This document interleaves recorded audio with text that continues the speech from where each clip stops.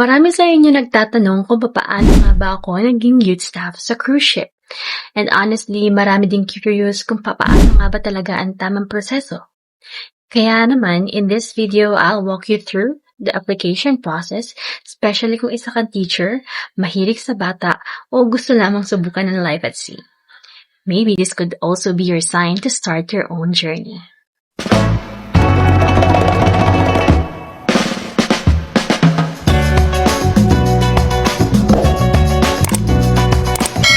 First, let's talk about what a youth staff actually does.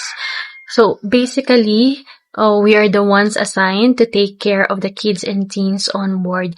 Kami yung mga nag-organize ng fun games, arts and crafts, parties, movie nights, ganyan. We try to keep the young guests entertained while parents enjoy their vacation. It's a mix of being a teacher, entertainer, and also a kuya, ate, all at once na. And trust me, it's one of the fun and most rewarding jobs on board. Wow. Now that you have the idea kung ano nga ba ang ganap ng mga youth staffs on board, so let's talk about the basic requirements naman.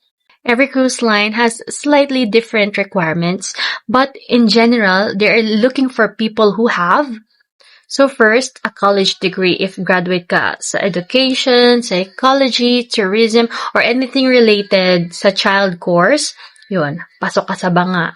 Number 2, at least 2 years of experience. So, sa mga nagtatanong dyan, kung pwede ba yung mga fresh grad, ganyan, or 1 year pa lang yung experience, I highly suggest na mag-ipon muna ng experience. As yung mga cruise lines ngayon talaga, naghahanap sila ng more than 2 years. More than 2 years of experience. So, yung experience nyo sa teaching, daycare, mga youth camp, yun, pasok yun sa experience na hinahanap nila. Strong English communication skills. Okay? So, ayun, marami yung mga tanong nyo na, ate, kailangan ba fluent? Ganyan, ganito. Hindi naman kailangan maging fluent, pero at least, kaya mo makipag-communicate, kaya mong i-express yung thoughts mo, knowing na makikipag-work ka at makikipag-deal ka sa mga guests all over the world. And of course, isa sa mga pinakamahalaga na hinahanap nila, you should be someone who's energetic, fun, and patient. Okay? So, kung wala kang pasensya at gusto mong mag-apply, ngayon pa lang aralin mo na kung paano mo kukontrolin yung pasensya mo kasi kailangan talaga ng sobrang habang pasensya. For me, I had a teaching background before applying, so it helped me a lot. But don't worry, I'll explain more about the full list of requirements and documents in my next video. Now, let's go through the actual application process. Step 1, find the official manning agency of the cruise line that you want to apply to. Don't just apply anywhere online. Make sure that it's an authorized recruitment partner, pero usually naman listed naman yun sa official website ng cruise line. Next is submit your documents if needed, kasi may mga naman dyan may mga usually naman ang first na ina-ask lang muna nila is yung CV mo, yung resume mo. So prepare mo yung resume mo, and also if they ask for additional documents like TOR, diploma, ganyan, passport. So, kailangan naka-ready na din. So, just in case, if they're looking for this certain document, then ready na. Masasubmit nyo na yun agad-agad. No delays. Step 3. Makaka-receive ka ng acknowledgement. Magsisend naman yan sila sa'yo or minsan tatawagan ka, ganyan, just to verify kung tama ba na talagang nag-a-apply ka sa ganyan position. Tapos, i-email ka din nila na natanggap na nila yung application mo, yung resume mo, ganyan. So, may mga agency kasi na before kanila i-invite sa interview, re-reviewin pa muna nila yung application mo. So, if nakita nila na fit ka for this job, doon na sila magsiset ng initial interview. Okay? And then, after that, yung initial interview, ano lang yan, very easy lang siya. Magtatanong lang sila ng mga about sa experience mo. Kumbaga, i-double check lang kung tama ba talaga yung nandun sa resume mo. Ganon. Once naman na makapasa ka sa initial interview, bibigyan ka nila ulit ng isa pang interview, which is the final interview, at doon na, hindi na yung representative ng agency yung mag-interview sa'yo, pero yung representative na mismo ng cruise line.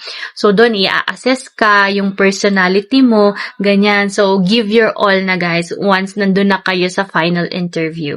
Kung curious kayo, ulit, kung ano yung mga possible questions, again, I will make a separate video about it para hindi na halo-halo yung mga information.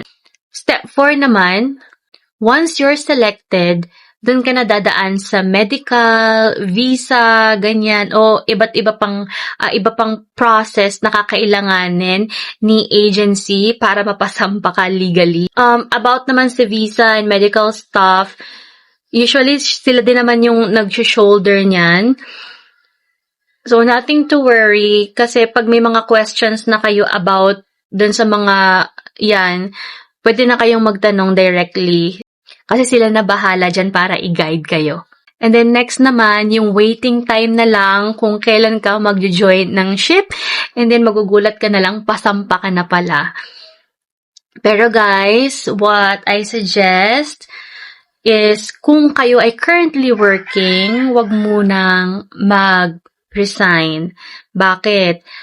Maraming cases na nag-resign sila and then ang nangyari, namu-move yung joining date nila. So, masyadong hassle yun, especially kung ang source of income mo lang ay yung current job mo.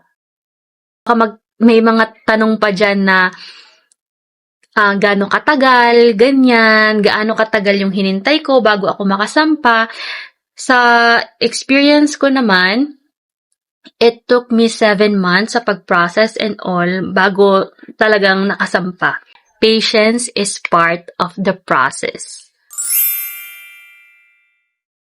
Be energetic and confident during the interview.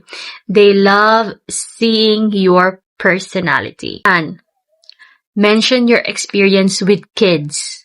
Kung kinakailangang itaas mo na yung sarili mo, buhatin mo yung sarili mong bangko, gawin mo na. Kasi yan ang gusto talaga nila. Yung makita na well-experienced ka sa position na ina-applyan mo. Also, always smile. Always smile, basta ngiti lang. Kahit na pressured ka na, kabado ka na, smile lang. Kasi as a youth staff, you'll be smiling a lot. May mga times nga na pag naka-duty, mapapatanong ka na lang na wala na bang nakatingin? Ganyan, wala na bang guest? Kasi nakakangawit na talagang ngumiti. Kasi pag nakaharap ka sa mga guests, guys, kailangan all smiles ka. So that's a quick overview on how to apply as a youth staff on cruise ship. If you think this is the kind of job you'd love, start preparing your documents now. So don't forget to like this video, subscribe, and comment kung may mga questions ka pa. I'll see you in the next one.